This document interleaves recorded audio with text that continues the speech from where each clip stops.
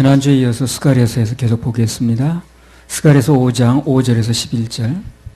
내게 말하던 천사가 나와서 내게 이르되 너는 눈을 들어 나오는 이것이 무엇인가 보라 하기로 내가 묻되 이것이 무엇이니까 그가 가로되 나오는 이것이 에바니라. 또 가로되 온 땅에서 그들의 모양이 이러하니라. 이 에바 가운데에는 한 여인이 앉았느니라 하는 동시에 둥근 납 한 조각이 들리더라. 그가 가로되 이는 악이라 하고 그 여인을 에바 속으로 던져넣고 납 조각을 에바 아구리 위에 던져 덮더라. 내가 또 눈을 들어본즉 두 여인이 나왔는데 학의 날개 같은 날개가 있고 그 날개에 바람이 있더라. 그들이 그 에바를 천지 사이에 들었기로 내가 내게 말하는 천사에게 묻되 그들이 에바를 어디로 옮겨 가나이까 하매 내게 이르되 그들이 신할 땅으로 가서 그를 위하여 집을 지으려 함이니라. 준공되면 그가 제 처소에 머물게 되리라 하더라. 스가랴가 이제 8가지 환상을 봤는데 이 스가랴서에서 8가지 본 환상 중에서 7번째 환상이에요. 7번째. 여기 에바라고 나왔는데 이 에바가 뭐냐면 그 곡식 되는 기구입니다. 그러니까 하나의 되예요, 돼. 예. 되보다 큰 게 말이죠. 예. 한 에바가 한 22.4리터 된다고 그래요. 10리터가 한 마리인가? 한 마리 잘 모르는구나. 10리터가 한 마리일 거예요. 그죠? 맞아요. 10리터가 한 마리. 22.4리터 되니까 에바가 한 2말 좀 넘는 거죠.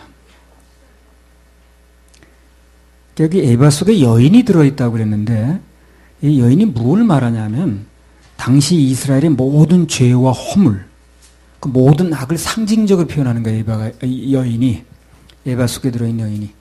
히브리어에서는요, 이 모든 악을 여성 명사로 봤습니다. 예. 왜 그럴까요? 하와 때문에 그래요. 하와 때문에. 그래서 이 여인이 모든 악을 의인화해서 받아놓은 거예요, 지금요. 예. 악을 상징하는 여인이 이제 에바 속에 갇혀 있는 거죠. 뛰쳐나오려고 하는 거예요, 자꾸만. 뛰쳐나오려고 하니까 천사가 다시 에바 속으로 집어넣고 던져놓고 봉인을 해버리죠. 그렇죠? 그 다음에 또 5장 9절에서 11절 한번 읽어보세요.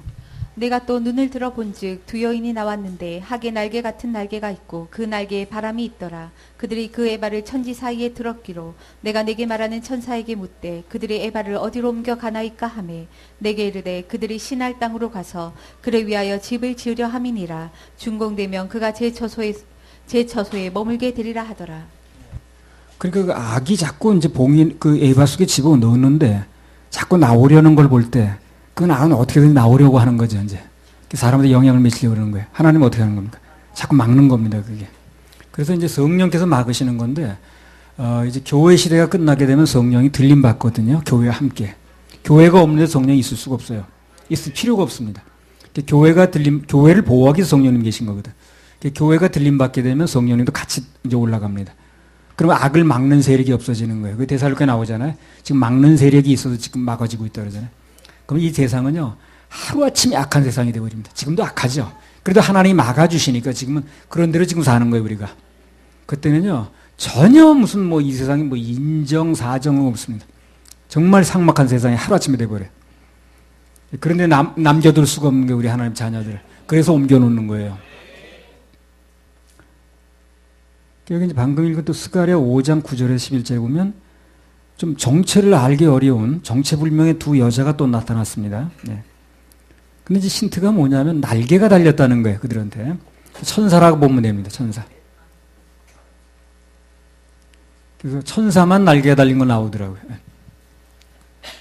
그래서 이제 그 천사로 상징된 그 여인들이 그 악을 담은 에바, 악에 담긴 어떤 여자가 들어있었죠. 그걸 신할 땅, 이제 바벨론으로 옮겨가더라는 거예요. 이 신할 땅이라는 거는요, 단순히 지역적인 의미로 쓰였다기보다도요, 하나님의 뜻을 거스리고 온갖 죄악이 있는 곳을 상징적으로 표현하는 거예요, 신할 땅이라는 게. 그 창세기 11장에 보면요, 인류가 최초로 모여서 조직적으로 하나님께 대항한 데가 어딥니까? 바벨탑 쌓은 데가. 신할 땅이에요, 거기가. 예. 신할 땅이라는 게 하나님께 조직적으로 반항하는 걸 상징적으로 나타내는 거예요. 본문엔 천사들이 그 여자가 살 곳을 지어주는 것처럼 이렇게 표현이 됐는데 사실은 잠시 이제 거기 있게 이제 거기다 묶어두는 거예요. 그 지역에다가. 나중에 마지막 심판하지만 그 지역에 묶어두는 역할을 하는 겁니다. 그래서 이제 악의 세력들이 앞으로 자기들의 그 악한 처소, 나라를 만들 거예요, 거기다가요. 일시적으로 득세합니다, 일시적으로. 유프라테스 강변을 중심으로 이제 그 주변에 그 유역에 바벨론 도시가 이제 재건됩니다, 앞으로. 그것이 이제 에바 속에 들어있는 모든 악의 결정체가 묶어 도는 데 걷다가 그게 나타나는 나라가 됩니다, 그 나라가. 앞전에 IS라는 나라가 그 지역에 하나 생겼거든요. 그건 이제 한 예표입니다, 그 예표. 얼마나 악독한지요, 그 사람들이요. 기독교도라는 구원받은 기독교도는 아니지만 하여튼 기독교도라고 하게 되면 무조건 잡아서 재판이 공국시켜 목을 잘라버리는 거예요. 그 이집트에 있는 기독교들을 콥트교라고 그래요, 콥트교. 근데 예배 드리는 사람 몇십 명 무조건 가서 잡아서 그냥 그 자리에서 목을 베는 거예요, 그냥. 그렇게 이제 악한 이제 사람들인데 그게 하나 예표예요. 그런 나라가 그 지역을 중심으로 앞으로 하나 생기는 거예요. 계시록 6장 9절에서 11절 읽으세요. 다섯째 인을 떼실 때에 내가 보니 하나님의 말씀과 저희가 가진 증거를 인하여 죽임을 당한 영혼들이 제단 아래 있어 큰 소리로 불러 가로되 거룩하고 참되신 대주제여 땅에 거하는 자들을 심판하여 우리 피를 신원하여 주지 아니하시기를 어느 때까지 하시려나이까 하니 각각 저희에게 흰 두루마기를 주시며 가라사대 아직 잠시 동안 쉬되 저희 동물 종들과 형제들도 자기처럼 죽임을 받아 그 수가 차기까지 하라 하시더라. 그러니까 이게 이제 환란기에 이제 이를 얘기를 하는 건데 이때는요 예수를 시인하면 무조건 죽이는 시대예요. 지금도 그렇게 하잖아요, 그 사람들이. 그때가 아주 가까이 오고 있다는 거예요. 17장 4절 6절 읽으세요, 계시록. 그냥 이런 걸 보게 되면 이 시대가 오기 전에 우리가 들림받게 됐다는 게 얼마나 감사한지 몰라요. 정말 감사해요. 그리고 이 시대가 오기 전에 우리 구원 받아야 된다는 필요성이 얼마나 간절한지 몰라요. 사람들이 몰라서 그러는 거지. 계시록 17장 4절에서 6절. 그 여자는 자주빛과 붉은빛 옷을 입고 금과 보석과 진주로 꾸미고 손에 금잔을 가졌는데 가증한 물건과 그의 음행에 더러운 것들이 가득하더라. 그 이마에 이름이 기록되었으니 비밀이라 큰 바벨론이라 땅의 음녀들과 가증한 것들의 엄이라 하였더라. 또 내가 보매 이 여자가 성도들의 피와 예수의 증인들의 피에 취한지라. 내가 그 여자를 보고 기이 여기고 크게 기이 여기니. 예. 그래서 여기 뭐 자주빛과 붉은빛 옷을 입고 금잔 들고 그런 게 다 누구 모습입니까? 예. 누구 모습 같죠? 예. 천주교 교황이 그러고 있잖아요, 지금요. 예, 그런 모습으로 있잖아요, 지금요. 예. 내가 보면 이 여자가 성도들의 피와 예수의 증인들의 피에 취했다고 그랬어요. 얼마나 피를 많이 흘렸는지. 취했어. 예수 믿는 자들을 하도 많이 죽여서 피로 취한 상태. 그것이 예언되어 있는 겁니다, 지금. 참 감사한 건 그 전에 우리는 공중으로 올라간다는 거예요. 예수님이 재림하시면 그 세력들을 다 부서뜨리고 승리하십니다. 계시록 22장 10절. 또 내게 말하되 이 책의 예언의 말씀을 임봉하지 말라. 계시록 20장 10절.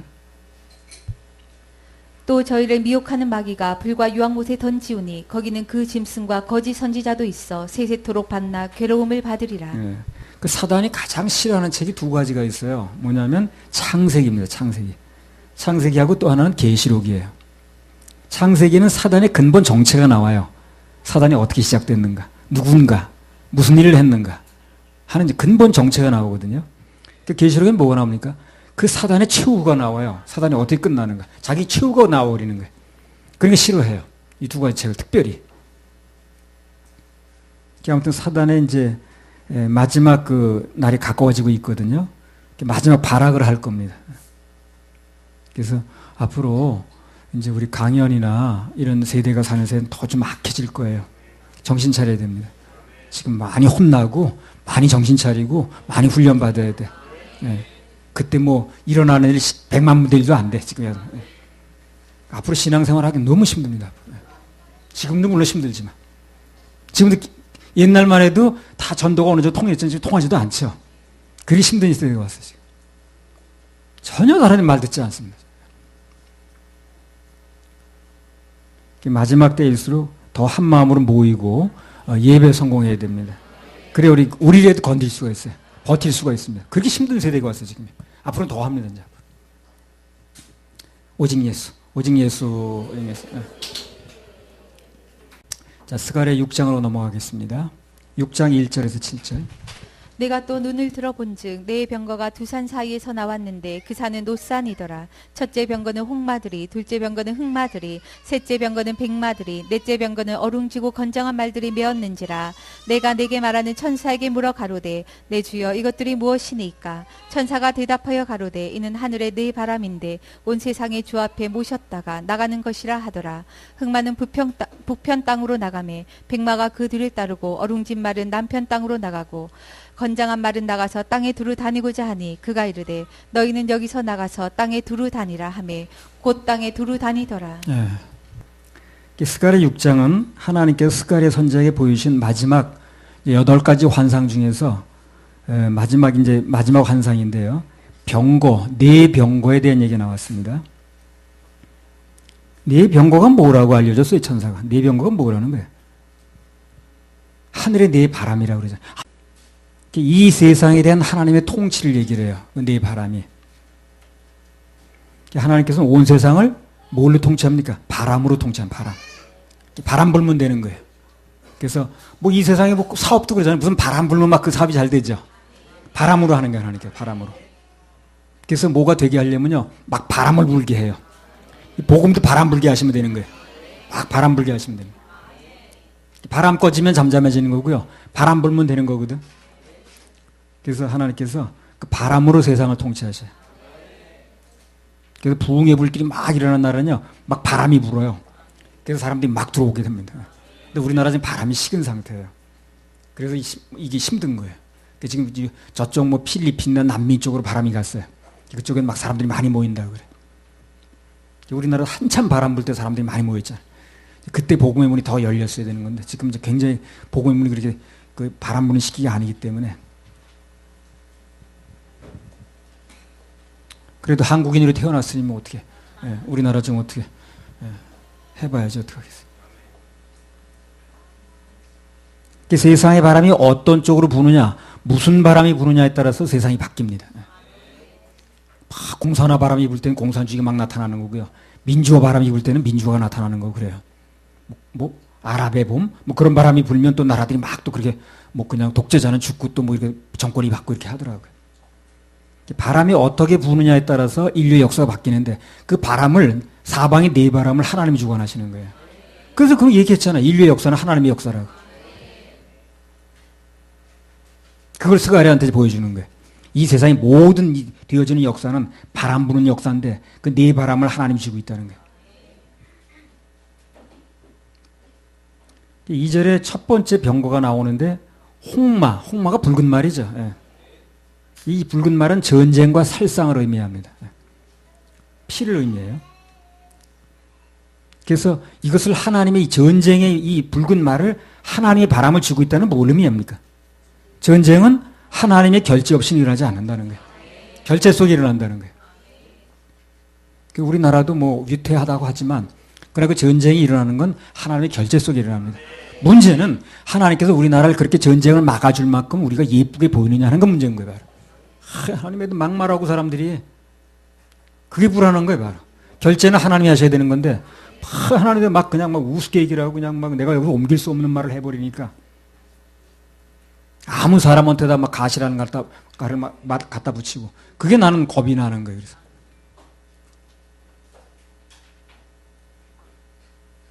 전쟁은 하나님의 결제 없이는 일어나지 않습니다.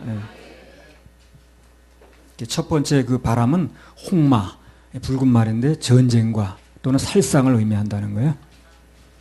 둘째 병거의 말은 또 무슨 색입니까? 흑마. 흑마는 죽음과 기근을 의미해요.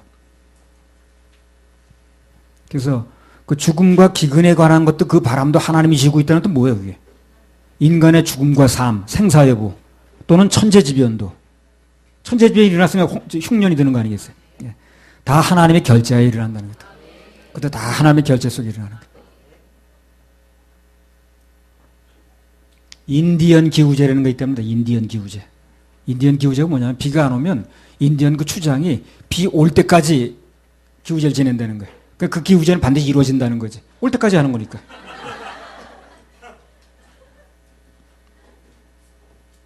그거 이제 인디언 기우제 때문에 오는 게 아니고요. 하나님이 하시는 겁니다. 그게. 미련 떠는 거죠.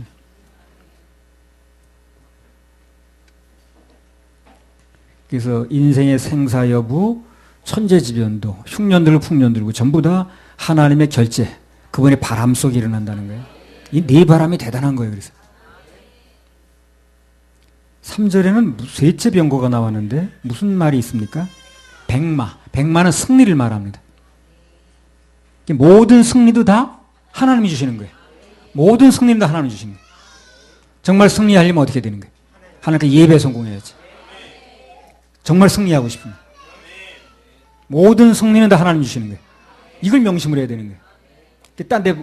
딴 데 매달릴 필요가 없다는 거지. 그래서 우리가 이것을 안다면 눈앞에 환경이 어떻든 간에 그게 중요한 게 아니에요. 그게. 하나님 편에, 하나님께서 우리 편에 서주시면 모든 문제는 전부 전화위복이 됩니다. 합력선이고 결국 승리해요. 합력선, 전화위복.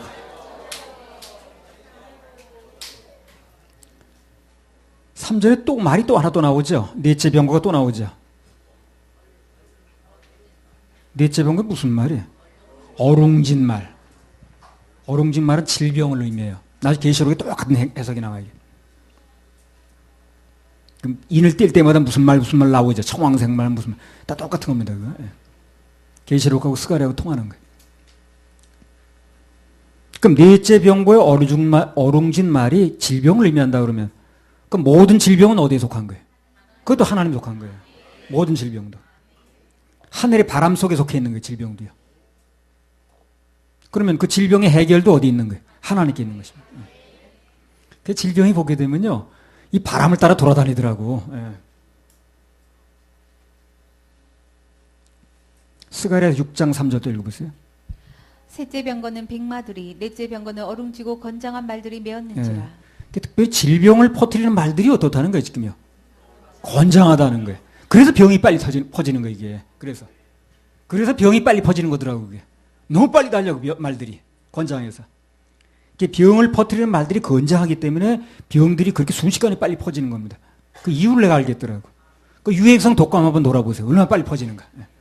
아마 고속도로 달려도 그렇게 빨리 안 퍼질 거예요. 온 나라에 금방 퍼져버리잖아요. 그 병을 옮기는 말들이 건장한 거예요. 그래서 뭐, 어디 남미에서 무슨 뭐, 그때 우루사? 아니? 메르사? 메르스. 아랍 쪽에서 왔죠. 그 금방 퍼지는 거고요. 그래가지고 그때 뭐 우리나라도 난리 쳤잖아요. 병을 옮기는 그 말들이 그렇게 건장한 거예요. 병이 그래서 빨리 퍼지는 거더라고. 잘 몰랐어요, 나도. 몰랐는데 여기 보니까 나오더라고. 그게. 그래서 그렇게 빨리 퍼지는 거네, 병이. 그런데 더 중요한 건 그 병이 퍼지는 것도 바람에 속하는 건데 그 바람을 누가? 하나님 통제한다는 거예요. 하나님 속에, 하나님께 우리가 예배 드리고 하나님의 사명을 감당하면 병도 막아질 수가 있는 거예요. 아무튼 그래서 하나님께서는 주로 이 네 가지를 통해서 전 세계를 통치합니다. 그래서 뭐 흉년이라든가 자연재해라든가 병이라든가 전쟁이라든가 뭐 이런 거 그런 게 전부 인간에게 아주 결정적인 영향을 미치는 건데 그걸 통해서 이제 하나님이 이제 세상을 다스리는 거거든요. 그러니까 하나님의 다스림에 들어가면 견뎌낼 사람이 없어요. 그러니까 하나님께 대적하고 어쩌고저쩌고 하는 게 그게 미련한 거예요, 바로. 그래서 하나님께서 네 가지를 통해서 전 세계를 통치하시는데 그 상징적으로 보여주는 환상이 오늘 네 병거와 말들의 환상입니다. 여러분 그 정도만 알아두시면 돼요. 네. 자, 스가랴 6장 7절. 건장한 말은 나가서 땅에 두루 다니고자 하니 그가 이르되 너희는 여기서 나가서 땅에 두루 다니라 하매 곧 땅에 두루 다니더라. 자, 그래서 하나님께서 이들에게 나가서 온 세상을 순찰하라고 그러는 거예요. 왜 순찰하라고 그러냐면 다니다 보면 사람들이 어떤 모습이 보이겠죠. 충성하는 사람, 죄만 짓고 있는 사람, 불만불평만 늘어놓고 있는 사람 보이겠죠. 거기에 맞게 역사를 하라는 거예요. 거기에 맞게. 그거 어제 말씀드렸잖아요. 내가 평소에 어떻게 사느냐가 내 역할이라고 그랬잖아요. 그래서 거기에 맞게 어떤 나라에 전쟁을 줄 수 있고요. 어디엔 기근을 줄 수도 있고요. 누구에게는 질병을 줄 수도 있고요. 또 누구에게 승리를 줄 수도 있는 거예요. 그런 걸 통해서 이 땅에는 모든 사람들에게 맞춤복으로 통치한다는 거예요. 그 평소에 내가 뭘 하고 있느냐 그게 중요한 거예요. 그래서 어떤 곳은 전쟁을 허락하기도 하시고요. 어떤 곳은 기근이 들기도 하시고요. 어떤 곳에는 막 질병이 돌기도 하시고요. 어떤 데 막 지진이 일어나기도 하시고. 어떤 곳은 막 승리도 하게 하시고요. 예. 결국은 이 모든 것을 주관하시는 하나님께 대한 경외, 예배 성공하면 이 모든 것이 전부 다스려집니다. 다스려지는 거예요. 할렐루야, 우리 하나님께 박수 올려드립니다. 그 다음에 스가랴 6장 8절. 그가 외쳐 내게 일러 가로되 북방으로 나간 자들이 북방에서 내 마음을 시원케 하였느니라 하더라. 예. 북방으로 나간 자들이 흑마였죠. 흑마들이 하나님의 마음을 시원케 했다는 말씀이 나왔는데 이 말의 원래 의미가 뭐냐면 이스라엘의 적국인 바벨론이 바벨론을 메대 바사가 점령한 걸 말하거든요. 그래서 그것을 하나님이 시원하다고 표현하는 거예요. 시원하다고. 하나님의 자녀들을 괴롭히던 자들이 망한 것을 하나님께서 시원하다고 그랬거든요. 지금요. 우리는 그분을 믿어야 되는 거예요. 그래서 나를 괴롭히는 사람을 내가 대적하려고 그러지 말고 그걸 망하는 것을 시원하게 생각하시는 그분을 믿어야 되는 거예요. 그럼 시원하게 해결돼요. 근데 이걸 내가 하려고 날려들면 시원한 일이 되질 않고 답답하고 상처진 일이 돼버리는 거예요. 그래서 하나님께 맡기라는 거예요. 그러니까 우리는 개인적으로 뭐 유감을 갖거나 원수 삼고 그럴 필요가 없다는 겁니다. 그래서 이 세계의 역사는 겉으로 볼 때는 사람들이 막 나서서 움직이는 것 같아도 그 이면에는 그 속으로 철저하게 하나님이 섭리하세요. 그리고 그분이 움직이는 겁니다. 역사를 말할 때 히스 스토리가 맞는 거예요. 그래서 그분의 이야기입니다. 그분의 이야기. 사람의 이야기가 아니에요. 역사는 그분의 이야기예요. 우리는 사람의 얘기를 믿지 말고 역사의 수레바퀴를 돌리시는 그분의 이야기를 믿어야 되는 거예요. 그래야 역사의 주인공이 됩니다. 그분의 이야기를 믿으면 그러면 역사의 주인공이 돼요. 그래서 우리 청소년들이 전부 이 역사를 그분의 이야기를 믿길 바랍니다. 그러면 역사의 주인공이 되는 거예요. 네, 강연이 역사의 주인공, 동환이도 역사의 주인공. 그분의 이야기는 신구약 66권입니다. 하나님 말씀 속에 다 들어있어요. 그래서 우리는 어떤 환경과 형편 속에서도 오직 그분의 말씀만 믿으면 됩니다. 그분의 말씀이 역사이기 때문에 그야말로 그 말씀만 믿으면 역사가 일어나요. 역사가. 스가랴 6장 9절에서 12절. 여호와의 말씀이 내게 임하여 이르시되 사로잡힌 자 중 바벨론에서부터 돌아온 헬데와 도비야와 여다야가 스바냐의 아들 요시아의 집에 들었나니 너는 이날에 그 집에 들어가서 그들에게 취하되 은과 금을 취하여 면류관을 만들어 여호사닥의 아들 대제사장 여호수아의 머리에 씌우고 고하여 이르기를 만군의 여호와께서 말씀하시되 보라 순이라 이름 아는 사람이 자기 곳에서 돋아나서 여호와의 전을 건축하리라. 헬데, 도비야, 여다야, 스바냐의 아들 요시야 이런 사람들이 은금을 가져와서 면류관을 만들어서 대제사장 여호수아의 머리에 씌웠다고 그랬어요. 그리고 그 다음에 뭐가 또 나왔냐면 순이라 이름하는 사람이 자기 곳에서 돋아나서 여호와의 전을 건축하게 될 거다 하는 하나님의 음성이 임했어요. 새 순이라는 게 뭐냐면 여러분 말씀드리면 예수님을 모형합니다. 이게. 그래서 앞으로 천년왕국 시대에 이방 나라의 모든 왕들이 각종 재물들을 가져와요. 이제 주님께 드릴 것을 보여주는 거예요. 면류관을 가져오고 그렇게 해가지고 주님께 갖다 바칩니다.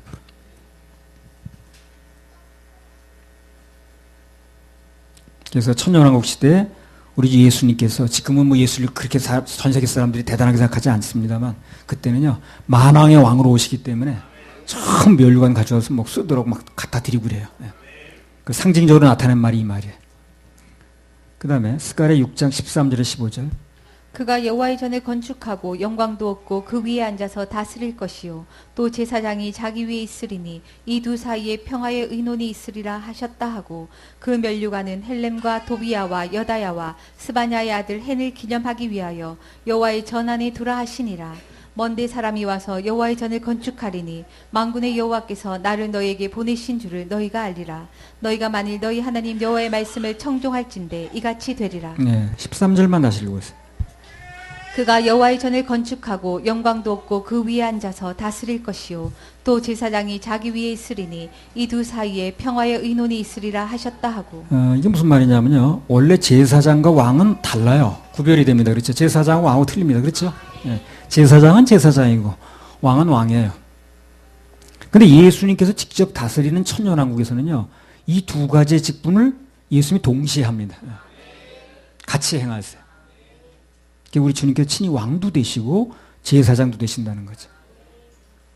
그 15절에 보면 먼 데 사람이 와서 여호와전을 건축한다 그랬죠. 천년왕국 시대는요, 세계 열국에서 예루살렘에 전부 재물들을 가져 들어와요. 이 이스라엘이 부자가 됩니다. 이제 모여들어서 그냥 오는 게 아니라 아주 그야말로 바리바리 가져와서. 그래서 이제 그 권력이 예수님께 있으니까. 그러니까 이제 그 예수님께 경배들이 오지 않은 나라는 뭐가 된다 그랬어요? 가뭄이 된다 그랬죠. 그래서 보면 비가 안 오는 거예요. 그러니까 이제 막 그 사람들 이제 그 권력에 눌려가지고 전 세계적으로 이제 이렇게 싸들고 오는 장면이 나왔습니다. 스가랴서 6장 15절. 먼데 사람이 와서 여호와의 전을 건축하리니 만군의 여호와께서 나를 너희에게 보내신 줄을 너희가 알리라. 너희가 만일 너희 하나님 여호와의 말씀을 청종할진대 이같이 되리라. 천년왕국 때 일이기도 한데 이 땅에서 성전도 마찬가지예요. 주님께서 누군가 물질 가진 자를 보내주셔서 짓게도 하실 수 있어요. 내가 2002년 2월 17일 날 주일날인데 이걸 약속받았거든요. 할렐루야. 우리 그렇게 하실 하나님께 박수 올려드립니다. 그래서 스가랴 7장에서 보겠습니다. 1절에서 3절. 다리오 왕 4년 9월 곧 기슬레월 4일에 여호와의 말씀이 스가랴에게 임하니라. 때에 베델 사람이 사레셀과 레겐멜렉과 그 종자를 보내어 여호와께 은혜를 구하고 만군의 여호와의 전에 있는 제사장들과 선지자들에게 물어 가로되 우리가 여러 해 동안에 행한 대로 5일간에 울며 재개하리이까 하매. 여기 1절에 보면 다리오 왕 4년 9월 기슬레월 4일에 여호와의 말씀이 스가랴에게 임했다고 그랬어요. 다리오 왕 4년은요, 우리 그 서기로 따지면 BC 주전 518년에 해당됩니다. 간단히 말하면 예수님이 이 땅에 오시기 한 518년 전에 기록된 말씀이에요. 이 기슬레월이라고 나왔는데 우리나라 양력으로 따지면 11월 하순에서 12월 초쯤 돼요. 겨울이죠, 겨울. 우리로 말하면. 이스라엘은 그때 이른 비가 내리는 이제 계절입니다. 이른 비. 그리고 늦은 비는 3, 4월에 내려요. 또 이때는 언제냐면 공사가 이제 성전 그 공사가 16년간 중단이 됐었어요. 그러다가 다시 시작이 돼가지고 한참 진행되는 시기입니다. 이때가. 그래서 그럴 때에 무슨 일이 벌어졌냐면 2절에 무슨 일이 벌어졌습니까? 그 베델에 있는 사람들이 사레세라고 레겐멜렉이라는 사람을 둘을 이제 대표로 보내가지고 그 종도로 같이 보내가지고 뭘 물어봤어요. 뭘 물어봤냐면 자기들이 이제까지 해온 그 음식에 대해서 이제 질문을 하는 거예요. 그래서 그 금식에 대한 질문을 했는데 그걸 답변하는 과정에서 오늘 스가랴 말씀이 이제 기록이 된 거예요. 예? 그러니까 누군가로부터 질문이 나오면 하나님께서 말씀해 주셔서 답변해 주시는 건 예나 지금이나 똑같습니다. 예. 내 경우도 그렇죠. 여기도요. 누군가 질문하면 생각도 안 한 문제인데 그게 중에 답변을 주셨잖아요. 그렇죠? 예.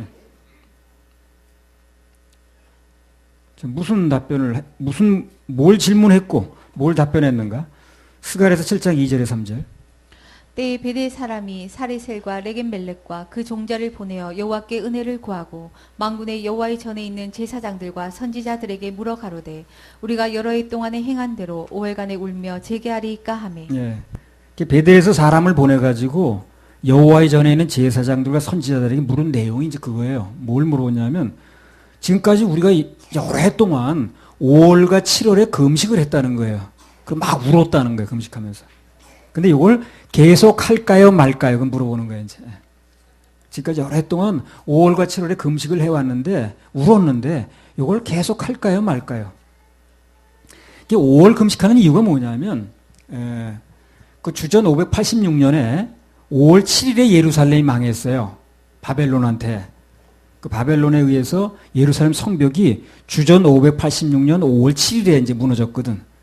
그걸 두고 이스라엘 백성들이 매년 5월이면 그걸 생각하면서 금식을 하는 거예요. 우리나라가 5월 달에 이렇게 바벨론이 무너졌다. 그러면서 그걸 생각하면서 막 울고 금식을 하는 거예요. 7월 금식은 또 뭐냐면 그 7월에 대속죄일이라는 게 있어요. 그것 때문에 한 것처럼 보였는데 그게 아니고 사실은 이제 나중에 알고 보니까 그게 아닌 거예요. 그게 아니고 무슨 이유 때문에 했냐면 이게 예레미야 41장 1절에 3절 읽어보세요. 7월에 왕의 종친 엘리사마의 손자 느자냐의 아들 왕의 장관 이스마엘이 10사람과 함께 미스바로 가서 아이감의 아들 그다랴에게 이르러 미스바에서 함께 떡을 먹다가 느자냐의 아들 이스마엘과 그와 함께한 10사람이 일어나서 바벨론 왕의 그 땅 총독으로 세운 바 사반의 손자 아이감의 아들 그라다를 칼로 쳐 죽였고 이스마엘이 또 미스바에서 그라다와 함께한 모든 유다인과 거기 있는 갈대아 군사를 죽였더라. 예. 예루살렘이 망한 뒤에 아까 망했다고 그랬죠. 망한 뒤에 바벨론 사람들이 누굴 세웠냐면 그 땅에다가 자기가 직접 통치하기 어려우니까 사반의 손자 아이감의 아들 그다랴라는 사람을 총독으로 세웠어요. 그런데 그 이스라엘 사람들이 그 사람을 좋아하지 않는 거예요. 그 바벨론 사람이 세우고 간 나라니까 사람이니까. 그래서 그 7월에 왕의 종친인 이스마엘이라는 사람이 한 10명을 데려와가지고 같이 밥 먹는 자리에 죽였어요. 이름에 때 이거 다 말씀드렸잖아요. 예. 이스라엘 백성들이 그다랴라는 사람이 죽은 것을 이제 슬퍼해서 그래서 했던 금식이 7월의 금식입니다. 좀 웃기지 않습니다. 좀 웃기지 않아요? 뭐 그런 걸 가지고 금식을 하냐고. 아무튼 두 가지 다 금식이 하나님께 시킨 금식이 아니야 그게. 그러면 이제 그들이 와가지고 이 금식을 또 할까요 말까요 하고 묻는 마음속에 무슨 마음이 있는 거예요 지금요. 첫째는 금식의 그 필요성과 의의를 갈수록 잘 못 느끼겠는 거야. 그게 주님으로부터 온 금식이라 이게 유지가 되는 건데 자기 생각 속에 나온 거니까.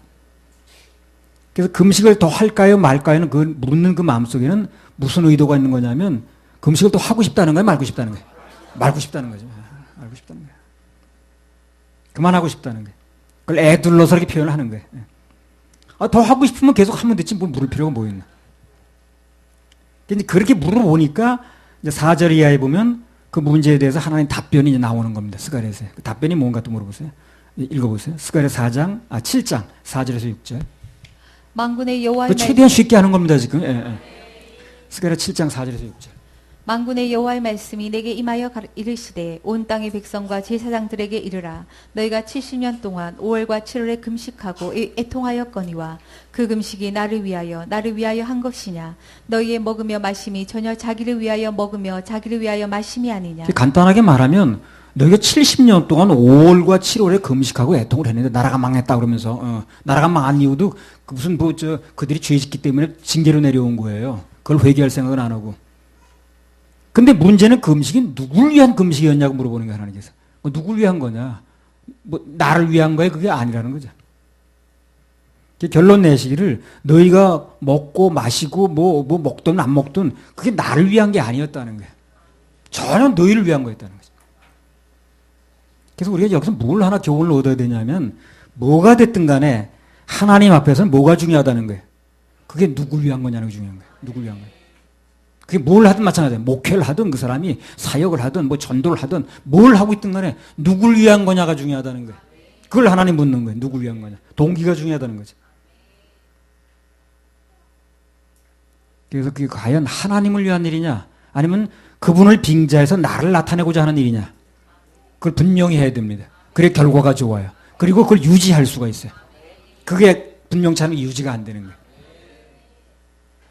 결론을 말씀드리면 하나님을 위해서 그분으로부터 하늘로부터 내려온 비전을 가지고 하는 일은요 절대 지치질 않아요. 계속해도요. 안 지칩니다. 계속 새 힘이 와요. 그래서 계속 할 수 있는 거예요 이게. 새 힘이 오니까. 근데 뭐 겉으로는 어떻게 명분을 걸고 했든 간에 그 동기가 나를 위해서 한 일 그리고 하늘로부터 온 일이 아닌 것은요 언젠가는 이 사람들처럼 뭐가 나와요? 질문이 나오게 돼 있어요. 왜 이걸 해야 됩니까? 언제까지 이렇게 해야 됩니까? 왜 나만 해야 됩니까? 나는 일하는데 타인은 뭘 하고 있습니까? 왜 다른 사람 놀고 먹는데 나만 해야 됩니까? 뭐 이런 질문이 나오는 거예요. 하늘로부터 내려온 질문, 일을 하게 되면 그런 질문이 나오지 않아요. 내가 받은 거니까 하나님부터. 그래도 나 하나님께 받은 일을 할 때는요, 왜 다른 사람은 다 저렇게 하는데 나만 합니까? 난 그런 얘기를 한 적이 없어요. 그럼 하늘로부터 일을 하지 않는 사람은 꼭 그런 질문을 해, 나중에 서 꼭 왜 나만 합니까? 언제까지 해야 되는데요? 왜 나만요? 왜 나만 겪는 고통이냐고 뭐 이런 거. 그런 온갖 질문이 생기는 거예요. 스가랴 7장 4절 5절 한번 읽어보세요. 만군의 여호와의 말씀이 내게 임하여 이르시되 온 땅의 백성과 제사장들에게 이르라 너희가 70년 동안 5월과 7월에 금식하고 애통하였거니와 너희의 먹으며 마심이 전혀 자기를 위하여 먹으며 자기를 위하여 마심이 아니냐. 예. 그 묻기는 베델 사람들이 물었는데 왜 하나님 그에 대한 답변은 온 땅의 백성들과 제사장들 다 들으라고 하셨습니까? 왜 그러는 거예요? 특정한 사람만의 문제가 아니라는 거예요, 이게. 그래서 그러는 거예요. 예. 묻기는 베델 사람이 물었죠. 근데 온 땅에 있는 백성들, 제사장 다 들으라고 그러잖아요. 그건 무슨 말이냐면 그것은 특정한 사람의 문제가 아니라는 거지. 모두 들어야 될 문제이기 때문에 그래서 온 백성이 다 들으라는 거예요. 그래서 묻기는 그렇게 물었는데 전체 제사장 이하 이스라엘 백성이 전부 들으라고 하는 얘기는 이게 그들만의 문제가 아니라는 얘기라는 거예요. 아우, 성경은 얼마나 정확한지 몰라. 진짜 정확해. 너무너무 정확해. 그래서 그들이 지금까지 했던 그 음식은 주님께 대한 사랑의 마음에 있어서 한 게 아니라는 거. 그러니까는 거예요. 그게 오늘 그들 질문 속에 나타나 버렸어요. 그러니까 그런 형식적인 금식보다 마음에도 없는 금식보다 더 중요한 게 무엇인가? 하나님께서 보실 때 금식보다 더 중요한 게 무엇인가? 하는 걸 또 얘기를 하는 거예요. 너무 친절해 성경은. 스가랴 7장 4절 7절. 그보다 더 중요한 게 뭐라는 걸 하나님 얘기하십니다. 우리 이거 하면 돼 이제 앞으로. 만군의 여호와의 말씀이 내게 임하여 이르시되 온 땅의 백성과 제사장들에게 이르라 너희가 70년 동안 5월과 7월에 금식하고 애통하였거니와 그 금식이 나를 위하여 한 것이냐 너희의 먹으며 마심이 전혀 자기를 위하여 먹으며 자기를 위하여 마심이 아니냐 여호와가 이전 선지자로 외친 말을 너희가 청종할 것이 아니냐 그때에는 예루살렘과 사면읍에 백성이 거하여 형통하였고 남방과 평원에도 사람이 거하였었느니라. 예, 7절만 읽어보세요. 그러면 이제 여기서 답이 나와요. 7절만 읽어보세요. 여호와가 이전 선지자로 외친 말을 너희가 청종할 것이 아니냐 그때에는 예루살렘과 사면읍에 백성이 거하여 형통하였고 남방과 평원에도 사람이 거하였었느니라. 자, 금식보다 중요한 게 뭐라는 거예요? 여호와가 이전 선지자들 통해서 외친 말씀 그것을 너희가 청종하는 게 중요하다는 거예요. 한마디로 말하면 금식보다 중요한 게 뭐라는 거예요? 여호와가 선지자 즉 당신의 종들을 통해서 외친 말들을 너희가 듣는 거, 청종하는 거, 말씀 듣는 게 더 중요하다는 얘기라는 거예요. 그 말씀을 드리면 오늘 본문처럼 예루살렘과 사면읍에 형통이 있고 그리고 남방과 평원에 사람이 있다는 거예요. 인권이 온다는 거죠. 굳이 그렇게 마음에도 없는 금식하지 않아도 된다는 거예요. 한마디로 금식해서 형통이 온다기보다 하나님 말씀을 들으면 형통이 온다는 얘기라는 거예요. 그리고 사람이 거한다고 그랬으니까 말씀에 아멘하면 인권도 온다는 거 아니겠어요? 요한복음 14장 26절 27절. 요한복음 14장 26절 27절. 보이사 곧 아버지께서 내 이름으로 보내실 성령 그가 너희에게 모든 것을 가르치시고 내가 너희에게 말한 모든 것을 생각나게 하시리라.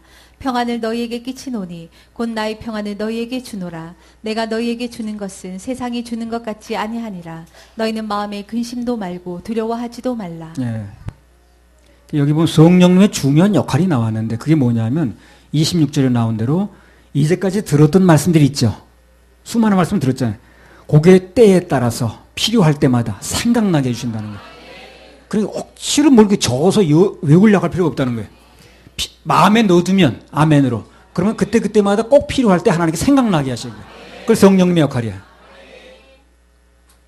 신앙생활에서는 말씀 듣는 게 가장 중요하고 그 말씀을 들으려다 보니까 뭐가 중요한 거예요? 예배가 중요한 거예요. 예배를 통해서 말씀이 선포되잖아요. 그래서 어린아이들은 무조건 예배 장소에 데려다 놔야 된다는 거예요. 말씀 들을 수 있도록. 부모가 해주는 가장 좋은 일이 그거예요. 그 자기 자녀들을 어렸을 때부터 말씀 듣는 자리에 갖다 놓는 거예요. 안수 여기 데려오는 게 얼마나 중요합니까?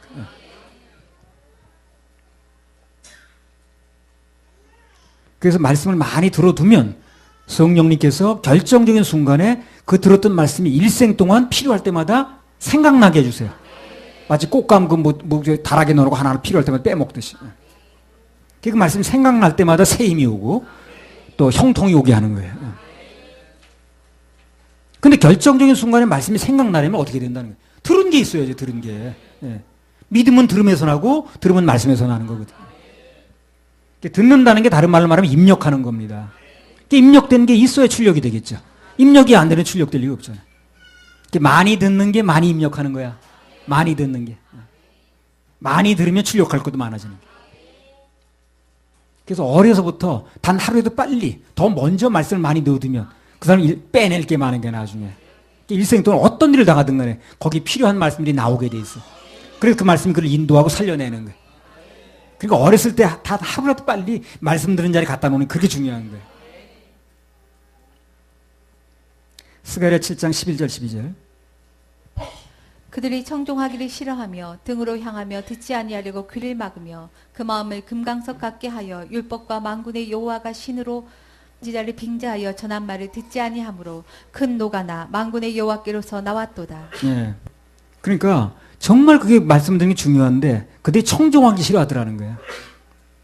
등으로 향해서 등을 들이대고 듣지 않으려고 귀를 막더라는 거예요. 그래서 그들에게 재앙이 왔던 것은 금식을 안 해서 온 게 아니고 그들이 하나님 말씀을 청종하기 싫어해서 안 들으려고 했기 때문에 왔다는 거죠. 그 말씀을 잘 들으면 어떻게 되는 거예요? 재앙은 막아지는 거죠. 그래서 결론은 그런 마음에도 없는 금식보다 중요한 건 말씀을 청종하는 게 중요하다는 거예요. 말씀을 듣는 게 중요하다는 거예요. 그럼 매사 형통이라는 겁니다. 형통. 헤드나 형통 해봐. 형통. 체린이도 형통. 응.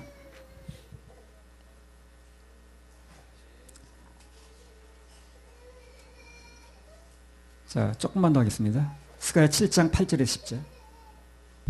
여호와의 말씀이 스가랴에게 임하여 이르시되 만군의 여호와가 이미 말하여 이르기를 너희는 진실한 재판을 행하며 피차의 인애와 긍휼을 베풀며 과부와 고아와 나그네와 궁핍한 자를 압제하지 말며 남을 헤아려 하여 심중에 도모하지 말라 하였으나. 예.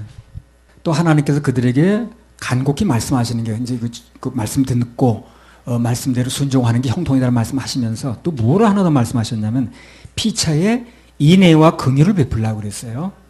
굉장히 중요한 겁니다, 이것도요. 오히려 그런 것이 금식보다 더 중요하다는 거죠. 피차에 사랑하고 또 긍휼을 베풀고 감싸 안고 하는 게 중요하다는 거예요. 뭐 교회 안에서 서로 비판하고 그냥 막 뭐 그거 참 좋지 않습니다. 마태복음 5장 7절. 그거 주님께 좋아하지 않아요. 마태복음 5장 7절. 긍휼히 여기는 자는 복이 있나니 저희가 긍휼히 여김을 받을 것이미요. 네, 긍휼히 여기면 나도 하나님으로부터 긍휼히 여김을 받습니다. 네. 긍휼히 여김 받는 날 불쌍히 여김 받는 거거든요.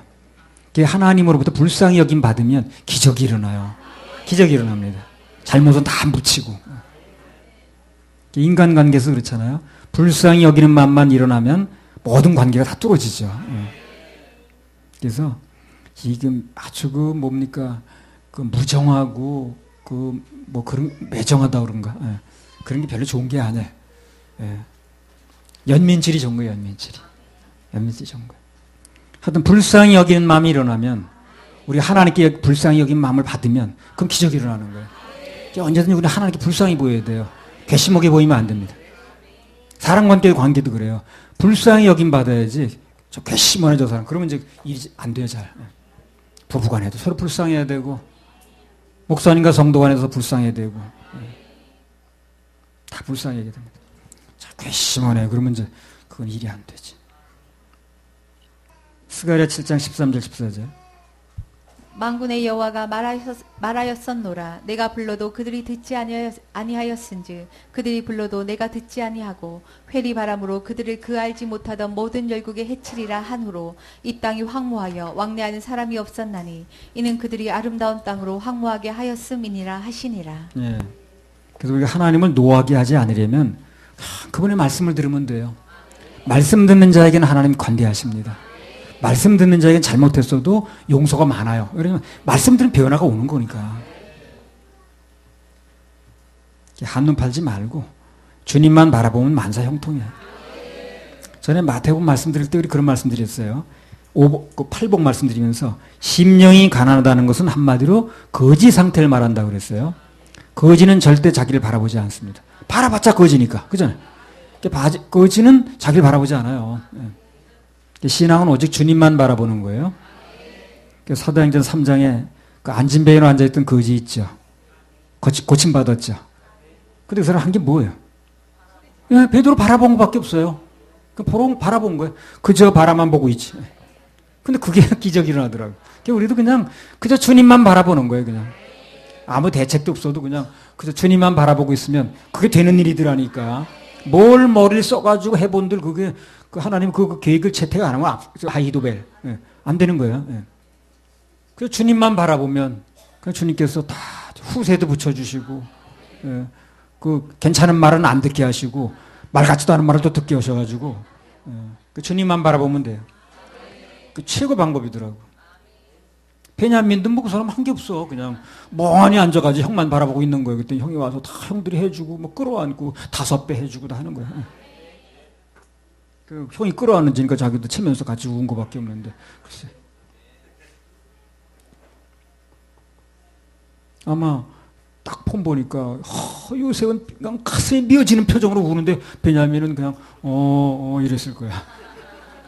그래도 5배인데 뭐 혈육이니까 그지.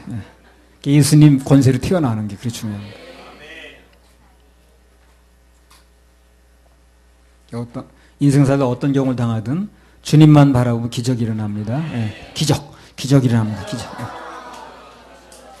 히브리서 11장 1절 2절. 히브리서 11장 1절 2절. 믿음은 바라는 것들의 실상이요 보지 못하는 것들의 증거니 선진들이 이로써 증거를 얻었느니라. 오직 주님만 바라보면 그게 바로 믿음입니다. 그 믿음에는 하나님의 역사가 있어요. 그래서 뭐 별거 아닌 것 같아도 다른 사람 뭐 열심히 하는 것 같아도요. 그거 별로 나중에 열매가 별로 없어. 그래서 주님만 바라보는 건 아무것도 안 하는 것 같은데 열매가 많아. 그래서 그냥 답답한 거죠. 주님만 바라보세요. 나는 뭐 이거 어떻게 할 도리도 없고요. 대책도 없고 그 주변 머리도 없고요. 그냥 주님만 바라봅니다.